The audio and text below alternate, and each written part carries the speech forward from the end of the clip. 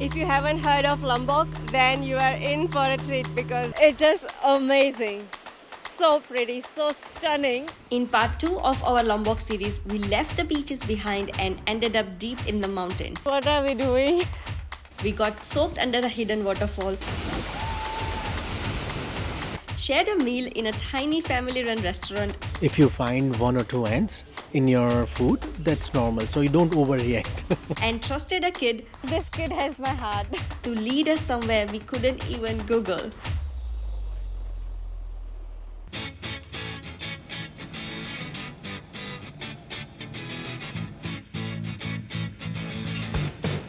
Oh wait, totally forgot to show you where we stayed. Let's go back to villa. Come on in. This is our private entrance. And as soon as you walk in, you see this beautiful pool. We have got not 1, 2 lounge. This one. But that makes sense, but it's always gonna be 2 lounge. Why? Oh no, and this one. I thought you were talking about lounge chairs. No. And we have our private dining area. We had our breakfast over here and over there today. This beautiful window to our cottage. Like seriously, at this point, I question myself to even label us as budget travelers because this certainly doesn't feel like budget anymore. But having said that, it's so cheap. This place actually has even more budget-friendly cottages. That's where we stayed most of the time. And honestly, it was way bigger than we expected. There is a shared pool, a chill dining area, and some lounge chairs that make you feel like you've got the whole place to yourself. Okay, so I guess we are halfway to our destination. And we just stopped by this coffee shop. So if you are in Lombok, I would highly recommend renting a bike. It would be really cheap as well. We paid around 60,000 Indonesian rupiah per day, which is like 6 to 7 New Zealand dollar per day. You know how we keep saying that honestly we can spend at least a month here. It's because it's got 2 sides. One that we have showed you for the last 2 days. You can just enjoy different islands, beach, snorkeling, scuba diving, and the other side is the mountains. So it's like the perfect paradise. You can escape this heat and beach and just go and hide away in the mountains. We had already decided this trip to Lombok was going to be different. Less planning, more room for surprises.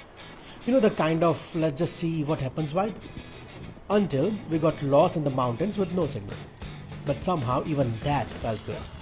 Just us on a bike in the middle of nowhere with only vague idea on our destination. It felt like life had turned the volume down. Then we reached a waterfall. And not gonna lie, as soon as we parked and saw a group of locals walking towards us, our trauma from Bali kicked in. With the public very, don't you panic, relax, you come to Bali, relax. We looked at each other like, here we go again. But this time it was different. After that, you have a time 5 minutes to take picture around the first waterfall. After that, we continue to the second waterfall. He didn't push, he didn't sell. He just walked beside us and started explaining things. Like a local who actually wanted to share his home with us. And that threw us off. In a good way. Abif. Yeah. Sagar. Ami. Nice to meet you. We said yes to a guide, not because we needed one, but because it felt right. And maybe that's the thing, we don't talk about enough when we travel. Sometimes it's not about whether you need the help, it's about choosing connection over control.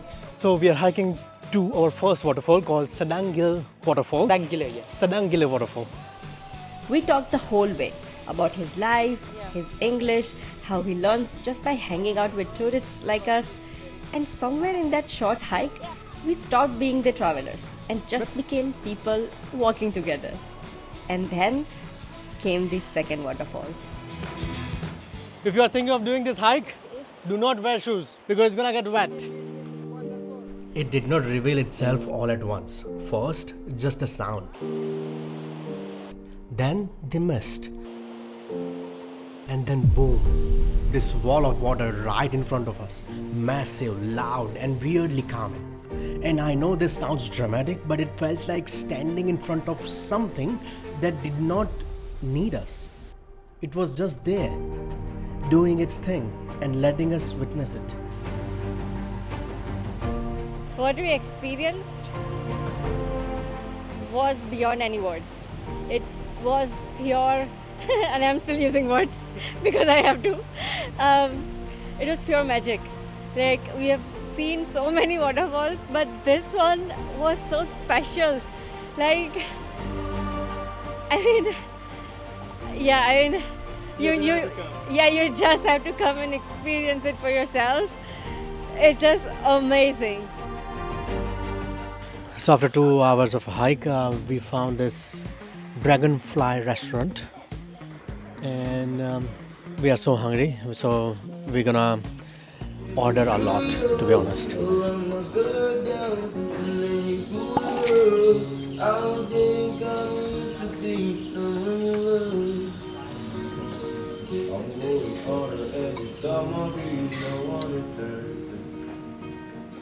The food was really nice, apart from a couple of ants. I guess in Indonesia, that's normal. If you find 1 or 2 ants in your food, that's normal. So you don't overreact because you will find one. Trust me on it. We did not plan much for the afternoon, to be honest. Just knew we wanted to reach our stay early. It was tucked away in a small village between Riceville, and we figured why not just slow down for a bit. And oh boy, we were glad. The place was simple but perfect. We decided to stay in the mountains for tonight, and oh my god, Sagar has found the most beautiful hut or cottage. It's funny, when we were saving for this trip, we thought we would be hostel hopping, sharing rooms with strangers. But instead, we have mostly ended up in homes. Real homes.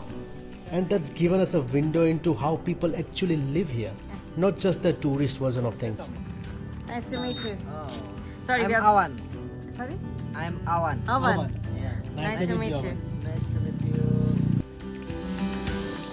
We are only paying 25 New Zealand dollars for a night here, and later on we found out that if we would have booked it from the app, like booking.com app, it would have only costed us $19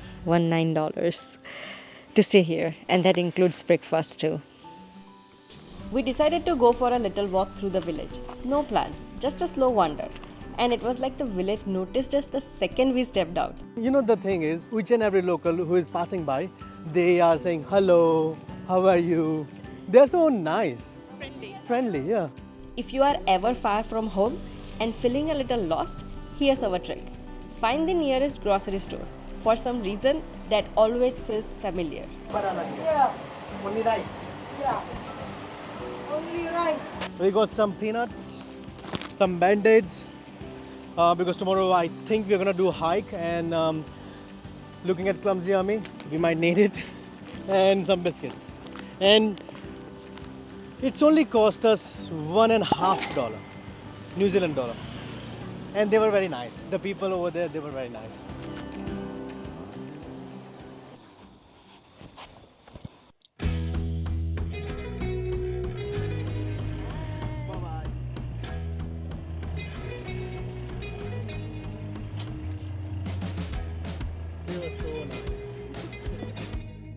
There was something about this village.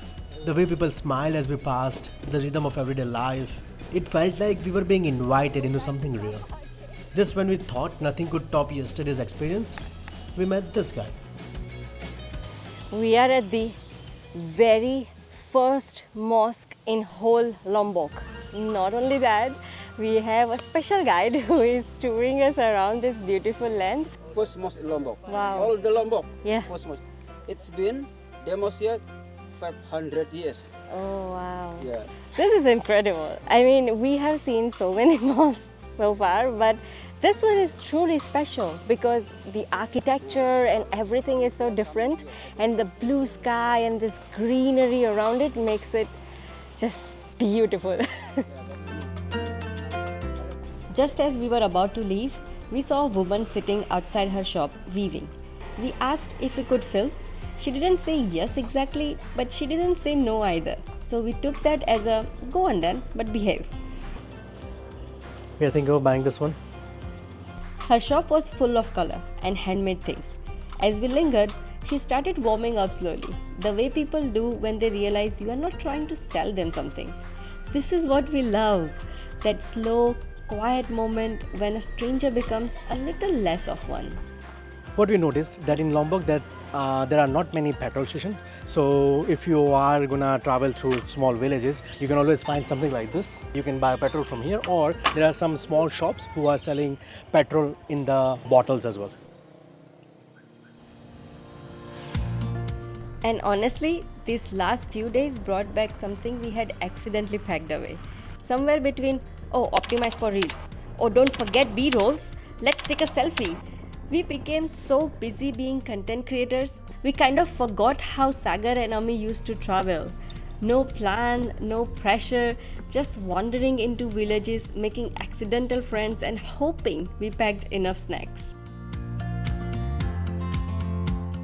It's a viewpoint and you get to see like the whole village from the top. And some rice fields and mountains.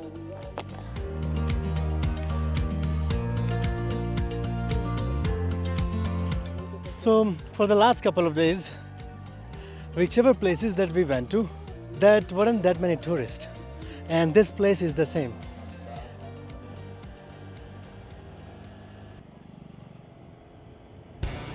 The last bit is a bit sketchy for the waterfall, so the pro is driving.